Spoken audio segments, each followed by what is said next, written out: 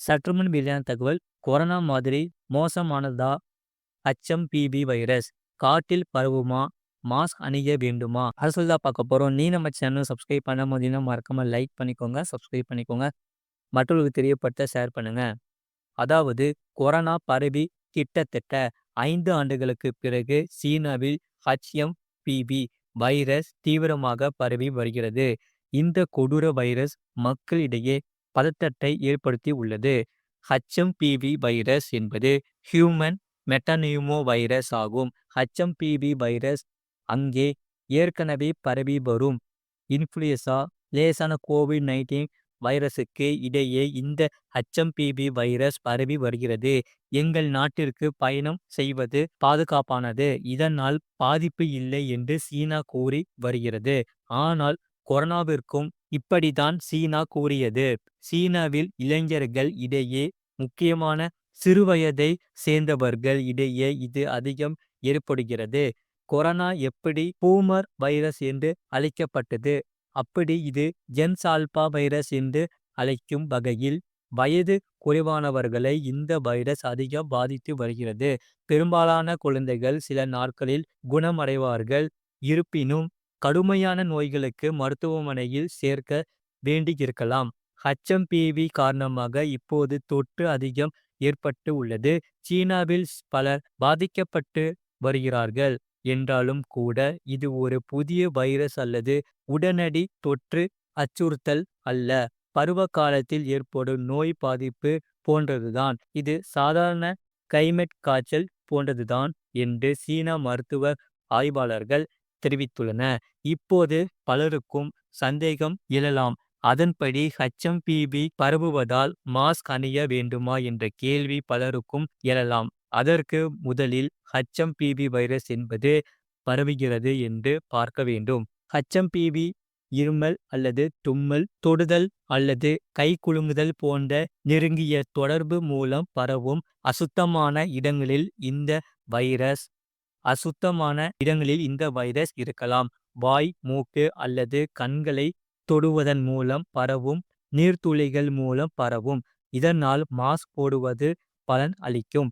HMPV மற்றும் பிற சுவாச நோய்களின் அபாயத்தை குறைக்க CDC பின்வரும் வழிமுறைகளை பரிந்துரைக்கிறது.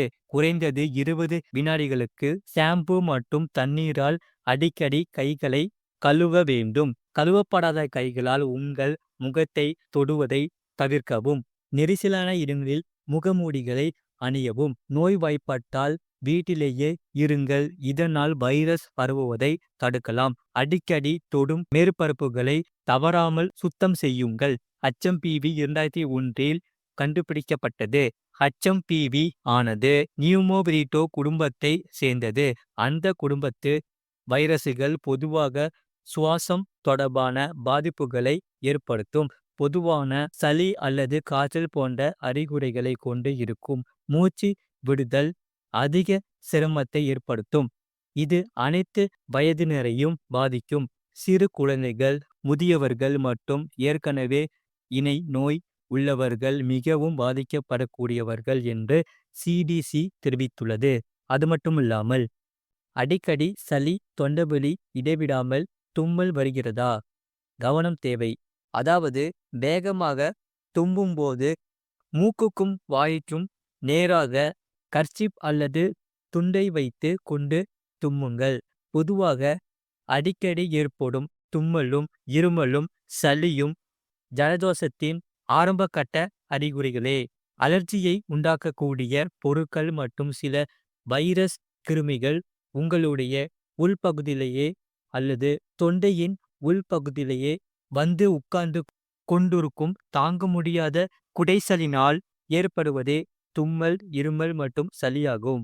மூக்கிலும் வாயிலும் நுரையீரலின் மேற்பகுதியிலும் நமக்கு தெரியாமல் உள்ளே புகுந்துள்ள அந்திய பொருட்கள், வைரஸ் கிருமிகள் முதலிய தீங்கு விளைவிக்க கூடியவைகளை உடலிலிருந்து வெளியேற்ற மூக்கு, தொண்டை வழியாக காற்றை மிக வேகமாக வெளியே தள்ளி செய்யப்படும் ஒரு செயல்தான் தும்மல் ஆகும். தும்மல் ஏற்படுவதற்கு பல காரணங்கள் பெரும்பாலும் நம்மை சுற்றியே இருக்கின்றன. முதற்காரணம் அலர்ஜி, அதாவது ஒவ்வாமைதான். ஒத்துக்கொள்ளாத, பிடிக்காத வாசனைகள், பிராணிகளின் வளர்ப்பினால் வரும் ஒவ்வாமை, பிடிக்காத ரசாயன பொருட்களின் வாசனைகள், பிடிக்காத பொருட்களின் நெடிகள், சமையலறை நெடி, புகைகள், வாசனை திரவியங்களின் நொடிகள், காற்றில் மாசு ஏற்படுத்தக்கூடிய பொருட்கள், கண்ணுக்கு தெரியாத தூசிகள், தட்பவெப்பநிலை மாற்றம் மற்றும் காற்றின் ஈரப்பதம் மாற்றம், ஜில்லுன்னு சாப்பிடுவது போன்றவை உடனடியாக தும்மலை ஏற்படுத்தும். சிலர் ஓரிரு தும்மலோடு முடித்து விடுவார்கள். சிலர் 40-50 தும்மல் போட்ட பின்தான் நிறுத்துவார்கள். சிலருக்கு காலையில் எழுந்ததும் தரையில் காலை வைத்தவுடனே தும்மல் ஆரம்பித்துவிடும். அதிக வேகத்தில் தும்மினால் காது ஜவ்வு பிய்ந்து கொள்ளலாம். மிக சிறிய இரத்த குழாய்கள் உடைத்து கொள்ளலாம். நுரையீரலுள்ள காற்றுப்பைகள் பாதிப்படையலாம். கவனம் தேவை. வேகமாக தும்மும்போது மூக்குக்கும் வாய்க்கும் நேராக கர்சிப் அல்லது துண்டை வைத்து கொண்டு தும்முங்கள். ஏனெனில் தும்மல் சுமார் 27 அடி தூரம் பரவக்கூடும். அதிக தடவை தும்பினாலோ, தொண்டையில் பிரச்சனை இருந்தாலோ, காய்ச்சல் இருந்தாலோ, மூக்கில் நீர் தொடர்ச்சியாக வடித்து கொண்டிருந்தாலோ டாக்டரை சந்தித்து ஆலோசனை பெற்று உரிய சிகிச்சை பெறுவது நல்லது. 4-5 தும்மலுக்கெல்லாம் சிகிச்சை தேவையில்லை, விட்டுவிடுங்கள், தானாகவே சரியாகிவிடும். அடிக்கடி கையை கழுவுங்கள். வீட்டில் இருப்பவர்களுடன் நெருக்கமாக சேர்ந்து இருக்காதீர்கள். அலர்ஜியை உண்டாக்கக்கூடிய பொருட்களை உபயோகப்படுத்தாதீர்கள். அதன் அருகிலும் செல்லாதீர்கள். முகக்கவசம் அணிந்து கொள்ளுங்கள். புகை, நெடி, தூசி, மாசு அதிகமுள்ள இடங்களில் தவிருங்கள். அது மட்டும் இல்லாமல் தொற்று நோய்க்கு 5 ஆண்டுகளுக்கு பிறகு தற்போது HMPV என்ற வைரஸ் பரவி வருவதாக தகவல் வெளியாகியுள்ளது. இதையடுத்து அதாவது சீனாவில் மருத்துவமனைகளும் மயானங்களும் நிரம்பி வழிவதாக கூறப்படுகிறது.